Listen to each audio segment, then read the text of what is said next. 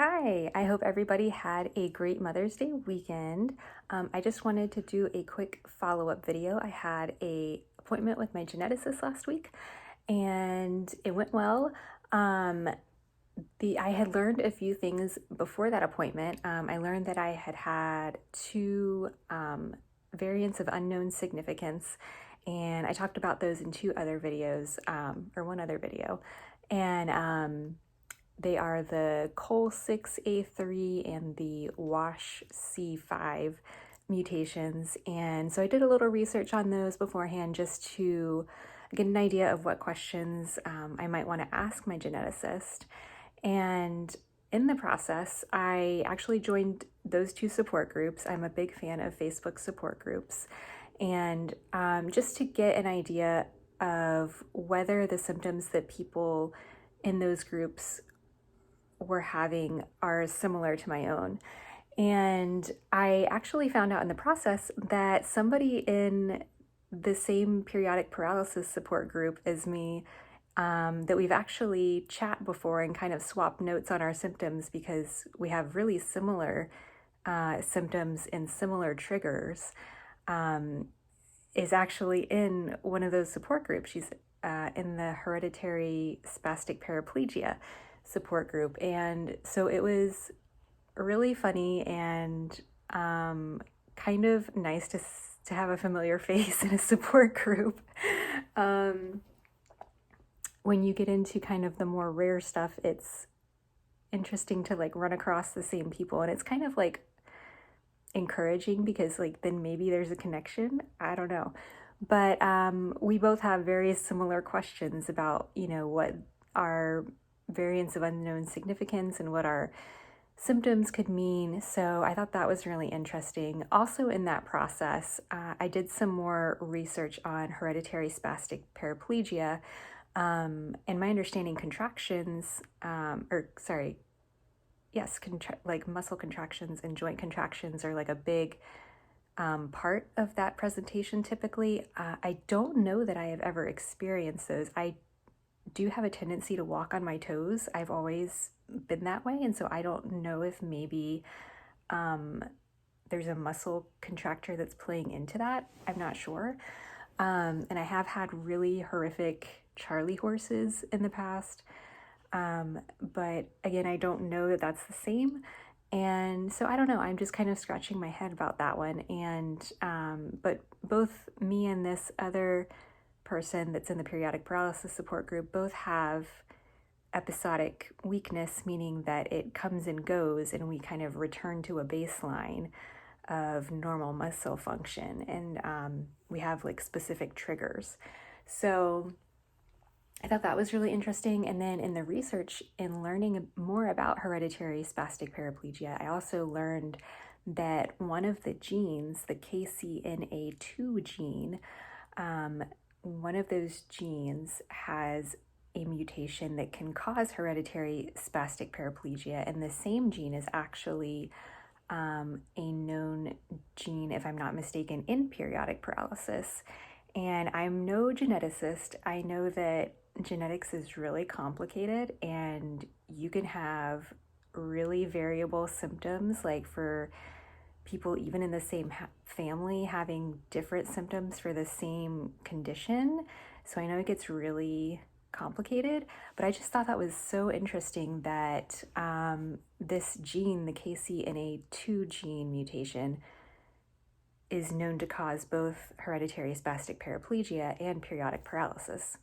So I was just very curious about that. So when I went into this appointment with my geneticist, I was just kind of like, hey, what are your thoughts on these variants of unknown significance? We didn't really have much to go on in the whole genome sequencing. All of that came back normal with the exception of like an FLNBG or FLNB gene mutation, which is also a variant of unknown significance. But when I looked up the symptoms for that, I think it had a lot to do with like bone conditions, like abnormally formed bones. And those symptoms didn't seem to match what I've been experiencing. So I kind of put that one on a side table. But anyway, so the whole genome sequencing didn't really reveal anything helpful, but I was really interested to hear my geneticist's perspective, especially on the COL6A3. I'm reading my notes. Gene mutation, since that one seems to be on the collagen gene, if I'm not mistaken, and my geneticist specializes in Ehlers-Danlos, and so when I had kind of been doing research on that gene, it's associated with Bethlem myopathy. And I found out in the process that there's actually this form of Ehlers-Danlos that I don't think I've ever heard of. If it's called myopathic Ehlers-Danlos, and it's actually in the kind of gray area right now. There's still research being done. That's something I asked my geneticist about, and he confirmed that it's still kind of a gray area, so we don't really know too much there. But he was very interested when I explained the coincidence of this other person who's in the periodic paralysis support group and I both having very similar symptoms and being in this hereditary spastic paraplegia kind of bracket. So that was really interesting. My geneticist kind of just said, you might be in an area that we just don't have the answers yet. And I agree, it might just be that. So it's, what can you do? But I think it's been helpful, and I really appreciate when doctors are willing to say, hey, we might not know in this area just yet. I think that's a good thing when we can get an I don't know from a doctor. I get a little bit nervous if I get a diagnosis too quickly, or a doctor that is like absolutely certain of something, unless like I feel really certain and I like understand the logic of it, So anyways,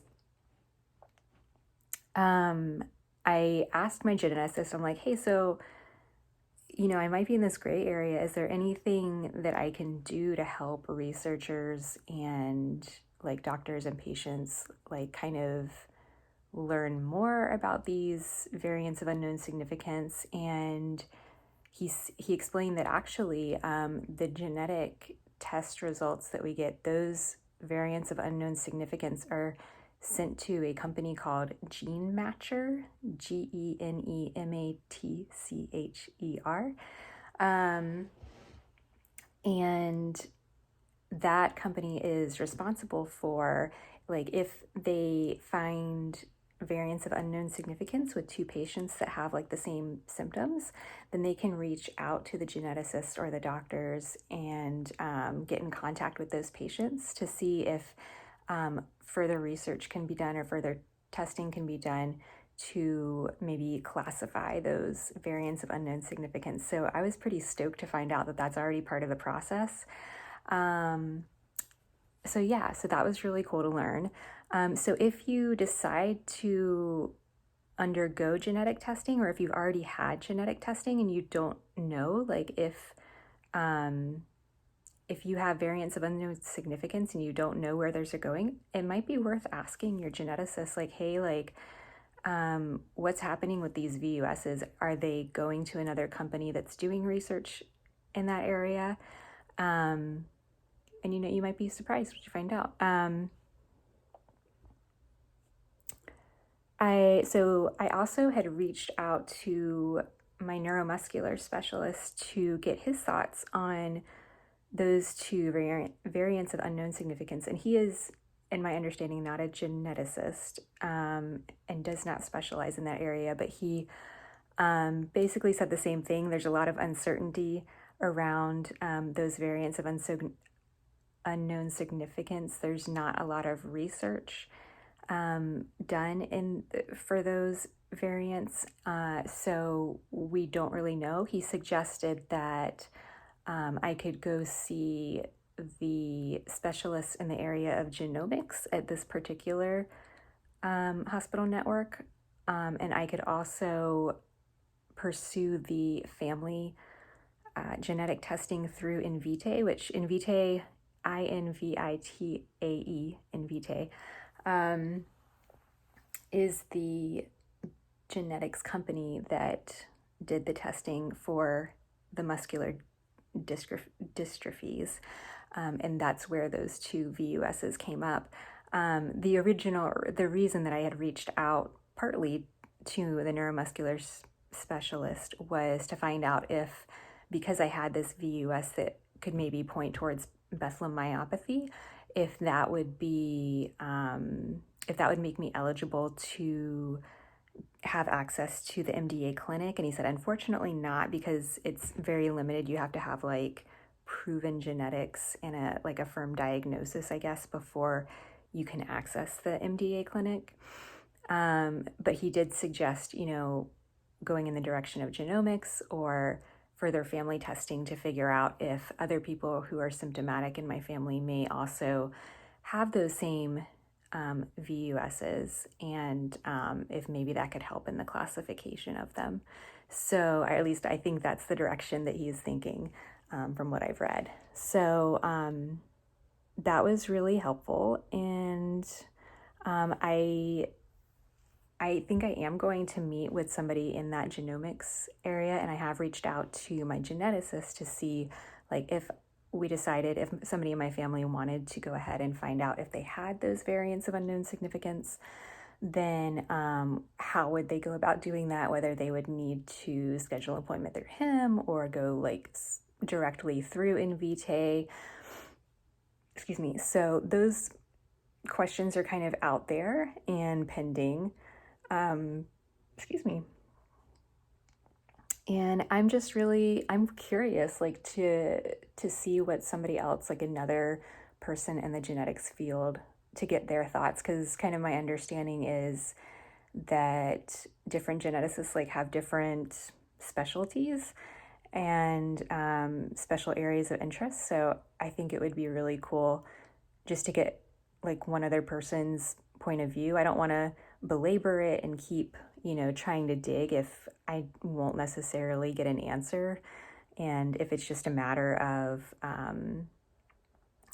other people being tested as well and finding out the variants of unknown significance, I think that it can get really expensive and exhausting if I were to try to do that on my own.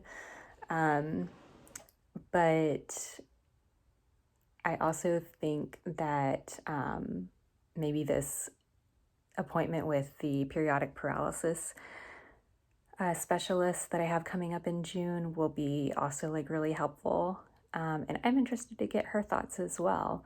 And so I think that's where I'm at right now. And it doesn't, I don't have any major revelations, except that that other person in my periodic paralysis support group was diagnosed with hereditary spastic paraplegia. So I have, so many questions about that. And so I'm learning from these support groups as I have questions that pop up in my brain.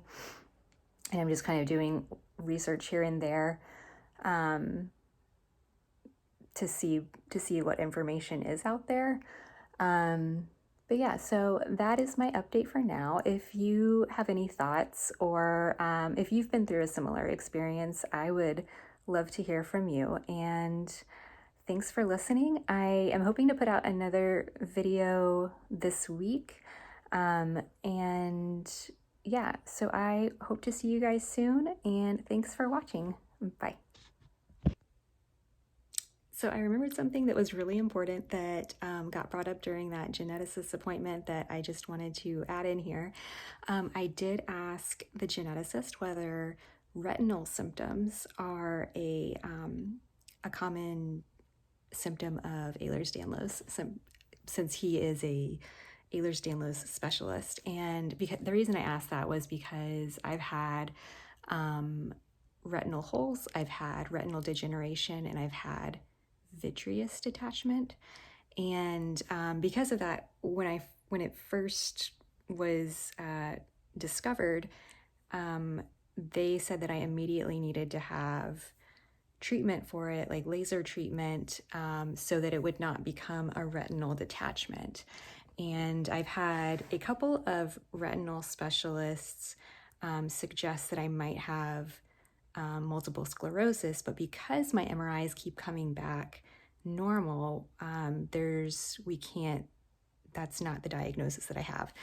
And I think that's interesting because if I remember correctly, like the average age for diagnosis for multiple sclerosis is between the ages of 20 and 40, which I am right in that age range, and have some of the risk factors for it. Caucasian, I'm female, and I grew up around cigarette smoke, which are risk factors for multiple sclerosis, if I'm not mistaken.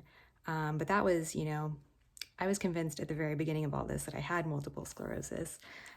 I bring that up now because that little fact that he said, the geneticist, when I asked him this, said that retinal conditions can rarely be associated with Ehlers-Danlos syndrome, and he said that retinal detachments are not like typical.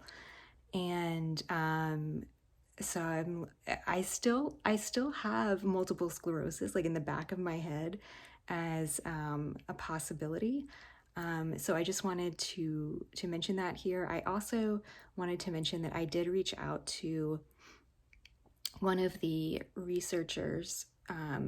If you go to the periodic paralysis support website, periodicparalysis.org, I believe, they have an Ask the Experts page where people can send in questions to the researchers. And so I asked about whether there's been any research into whether there might be a connection between the KCNA2 gene, hereditary spastic paraplegia, and periodic paralysis.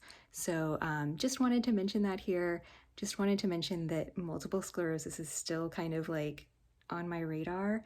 Also because I've read that Ehlers-Danlos and multiple sclerosis have been like comorbidities for a lot of patients. So if that's you, just let me know, and let me know like what your symptoms have been like. I'd be interested to hear that. But anyways, just wanted to add that little addendum in. Thanks for listening, and I will see you guys in the next video. Bye.